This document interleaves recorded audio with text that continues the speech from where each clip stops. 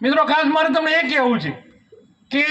જેમ ભાઈઓનું સંગઠન છે એમ બહેનોનું પણ સંગઠન કરો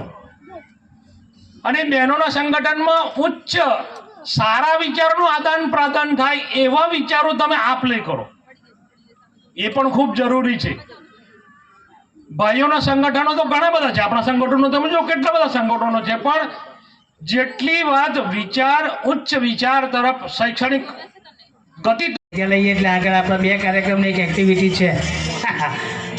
આપણે આપ સૌને જણાવતા આનંદની અને ગૌરવની લાગણી અનુભવીએ છીએ કે